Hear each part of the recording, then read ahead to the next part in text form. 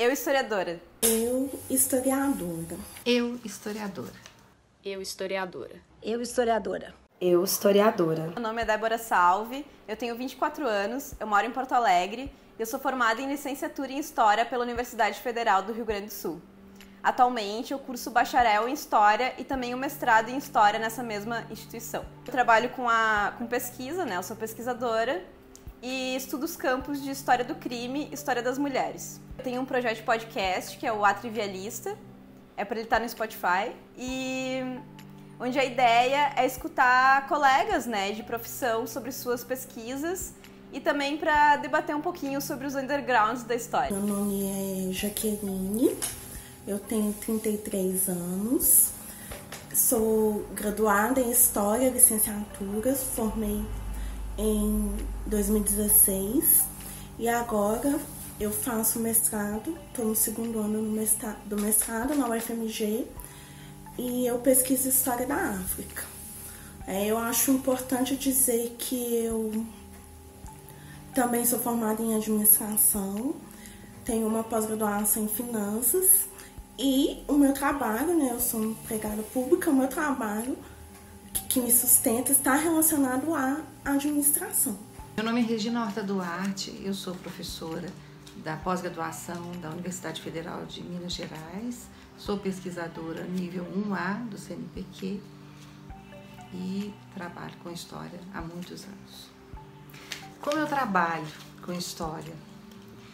Bom, eu sempre me dediquei, eu sempre trabalhei na universidade desde que eu passei a ser uma profissional e eu tentei sempre unir docência e pesquisa. Para mim, isso foi muito importante. Eu sempre gostei muito de ser professora. Na verdade, eu escolhi história para ser professora. E eu sempre pensei que a docência era uma atividade nobre da minha carreira, essencial. Formei dezenas de turmas de historiadores, de professores de história. A docência sempre me estimulou a pesquisar, porque os alunos querem saber muita coisa, fazem muitas perguntas. E por outro lado, ser uma pesquisadora sempre me estimulou a docência, porque eu sempre quis partilhar com meus alunos o que eu descobria nos arquivos, nos livros, nas minhas indagações de pesquisadora. Meu nome é Bárbara, eu tenho 28 anos e desde 2014 eu trabalho como professora de História,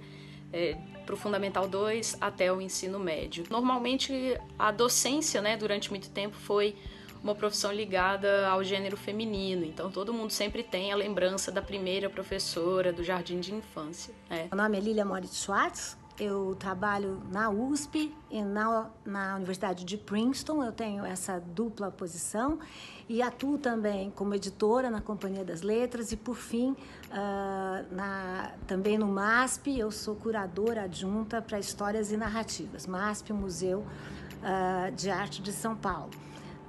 Eu também colaboro frequentemente nos jornais, sobretudo no Jornal Nexo, que é onde eu tenho uma coluna a cada 15 dias. Os momentos de hoje, né, de hoje em dia, têm nos desafiado muito, na minha opinião, tem cobrado de nós uma atitude de intelectual público. Eu devo tudo, né, toda a minha formação à universidade pública e de qualidade, mas cada vez mais acho que é importante que a gente saia da própria bolha e que a gente possa ir de encontro, inclusive a pessoas que discordam da gente, que a gente possa dialogar, possa também entender e possa ter uma escuta maior no sentido de não só tentar ensinar, mas também tentar ouvir. Eu sou Renata Lopes, sou professora de História da Rede Particular de Belo Horizonte há 7 anos. Tem os clássicos que a gente vai vivenciando, que, por exemplo, quando o colega corta a tua fala, né, no meio de um debate, ou que não deixa tu falar, né, eles ficam falando, monopolizando o diálogo. Também tem quando tu fala alguma coisa e o colega em seguida vai lá e fala exatamente a mesma coisa e é super aplaudido, assim, né, tipo, ai, parabéns. E também o melhor de todos, que é quando um cara chega em ti e resolve explicar pra ti a tua pesquisa. São essas coisas mais simbólicas que no cotidiano às vezes a gente não percebe, né? Mas quando a gente começa a se dar conta, começa a ser bem chato, né? Começa a incomodar. Nós mulheres, a gente tem um péssimo hábito, e acho que é muito por imposição do patriarcado, de fazer, a gente faz várias coisas, a gente dá conta de fazer muitas coisas, né? E eu demorei muito para entender, eu acho que por causa disso, que o meu trabalho de pesquisadora, de historiadora, também era um trabalho. Eu também só reconhecia como trabalho o meu trabalho, que é o que paga o meu salário, né? Então eu demorei muito para poder reconhecer que eu tenho sim 2 empregos. Então, já está tão naturalizado essa coisa da mulher ter 2, 3 jornadas, porque eu também sou casada, né? Eu sou casada, eu não tenho filhos, mas eu divido o lar com meu marido, nós somos uma família de 2 pessoas. Então, assim, são 3 trabalhos. Afetou em vários momentos, né? Porque eu tive filhos, eu me casei, eu sou de uma geração em que as mulheres tinham um certo papel dentro da casa, dentro do ambiente doméstico. E isso me custou bastante, porque quando eu tinha filhos pequenos, em alguns momentos da minha vida, eu me sentia um pouco quase que nadando contra uma corrente para dar conta de fazer tudo, né? E até hoje, né? Eu acho que é um trabalho muito grande, um trabalho muito dobrado, né? Então, às vezes, você, para conseguir fazer o seu trabalho, você tem que arquitetar 1000 estratégias, né? E a gente realmente aprende a fazer várias coisas ao mesmo tempo, né? Bom, agora eu acho que, na verdade, a minha vida de mulher certamente afetou a minha carreira profissional, porque nós temos, né, várias particularidades, desde papéis culturais que se espera da mulher, né, a papéis que são biológicos, né, como ter filho, enfrentar gravidez, enfrentar uma amamentação, né, que são coisas importantes na vida. Quando a gente escolhe esses papéis, né, eles não são essenciais na vida feminina, mas quando você os escolhe, eles têm um preço. Eu acho que ser mulher dentro de sala de aula, isso nos coloca alguns desafios. Então, eu percebo que muitas vezes, como mulher jovem dentro de sala, eu acabo sendo muito mais questionada pelos meus alunos do que os meus colegas homens.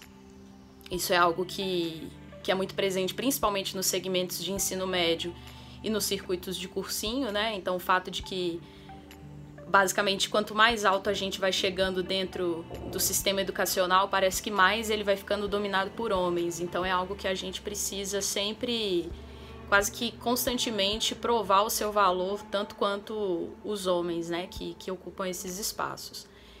Então, eu acho que, assim como toda profissão, a gente alcançou muita coisa positivamente dentro de sala de aula de empresas, mas ainda há um longo caminho para ser percorrido. Eu acho que, como todas as mulheres, já passei por algumas situações evidentemente machistas e até mesmo misóginas. Uma das que eu mais cito, porque me tocou profundamente, foi quando eu publiquei o livro Brasil, uma biografia, junto com a Heloísa Starling, e quando não mas 2, 3 jornalistas me perguntaram como eu me sentia sendo uma mulher escrevendo um livro sobre a história do Brasil. Ao que eu respondi se esse jornalista já tinha feito a mesma questão para um homem. Eu tenho certeza que não. Então, enfim, qual é o ponto negativo? O fato de que nós, mulheres, até pouco tempo, não éramos pensadas como intérpretes do Brasil, né? No máximo, lidaríamos com pequenos detalhes, né? E não lidaríamos com política. Eu acho que o mundo vai mudando e eu não tenho qualquer atitude vitimista em relação ao fato de eu ser mulher. Ser professora de história é uma coisa muito difícil. Ser mulher e professora de história é uma coisa extremamente complicada. E ser mulher, professora de história e negra na rede particular é um desafio. É um desafio, como ponto negativo, né, ser alvo do título de doutrinadora, muitas vezes, o que eu acho muito engraçado, porque as pessoas que falam isso não têm nem ideia do que é dar aula, do que estar numa sala de aula, porque a gente às vezes não consegue convencer o aluno de guardar o celular, que dirá de doutrinar ele para alguma coisa. A gente tá na linha de frente, A gente precisa ser firme às vezes, querendo ser doce, mas eu acredito que às vezes é preciso a gente largar um pouco de lado essa brandura para a gente conseguir atingir. A gente precisa ter um equilíbrio entre o ser doce, o ser gentil e o ser assertiva, sabe? E isso tudo é muito desafiador, é muito desgastante, muitas vezes. Positivamente, eu acho que ser mulher me influenciou muito a achar minha direção dentro do processo acadêmico. A pesquisa que eu faço agora, eu já faço ela há muitos anos. E ela surgiu de uma curiosidade minha que vem desde a adolescência, que é onde estão as mulheres na história, né? Onde elas estavam, assim, o que elas faziam, como elas eram. E não as mulheres que a gente geralmente via, assim, nos filmes. Hoje em dia as coisas já mudaram, né? Mas, tipo, antigamente a gente só via a princesa, a rainha, essas grandes personalidades, né? E eu sempre quis saber onde estavam as mulheres do cotidiano mesmo.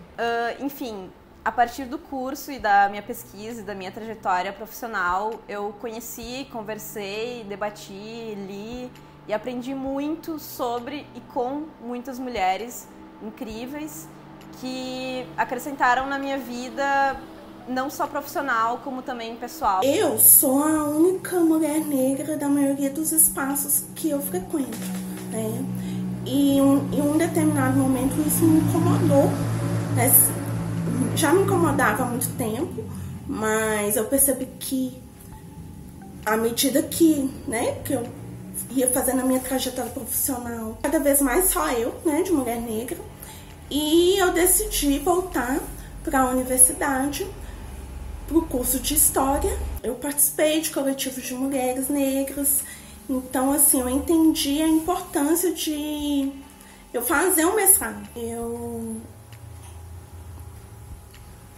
não queria estudar pessoas negras no processo de escravização do Brasil. A gente já vê estudos sobre a população negra brasileira sob uma perspectiva muito mais refinada, sob uma perspectiva mais aprofundada. Mas assim, eu queria ter essa oportunidade de estudar pessoas negras no continente africano. Eu queria muito estudar pessoas negras protagonistas, né? Mulheres negras como protagonistas ativas da história, né? A vida de historiadora, estudar história, mudou a minha forma de ser mulher. Eu diria isso, né?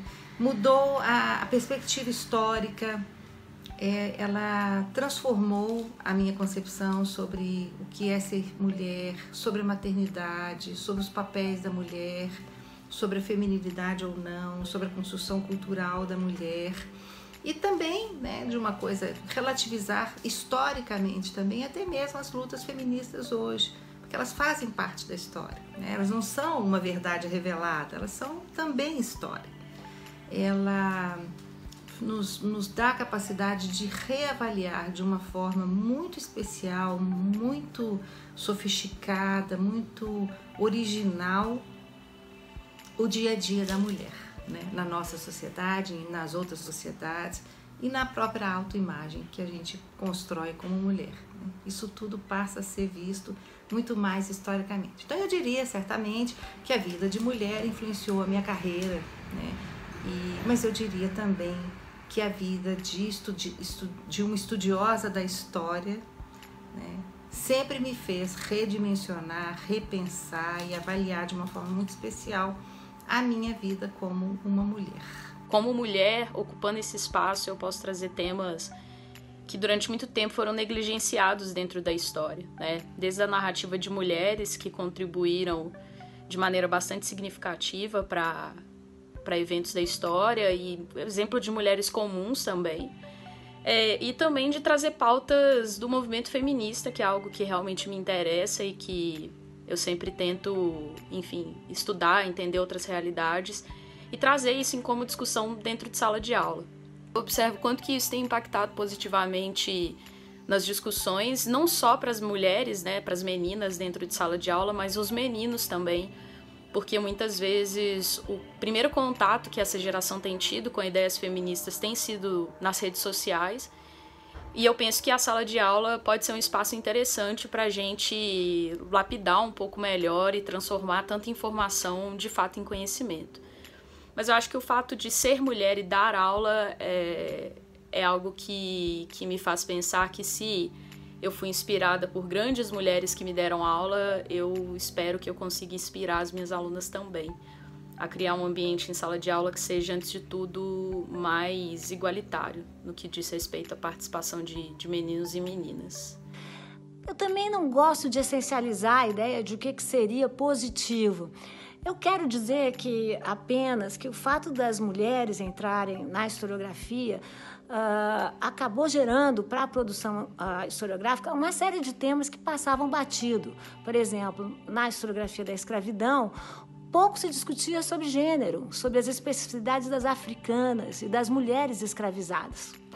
Mas é um desafio que eu encaro de maneira positiva, no sentido que eu tenho a oportunidade de, além de ser resistência, eu tenho a oportunidade de ser referência para muitas meninas, principalmente, que vêm de casa com uma visão fechada, muitas vezes, que eu dou pelo menos brecha para ela pensar no caso de poder ser quem ela quiser, né?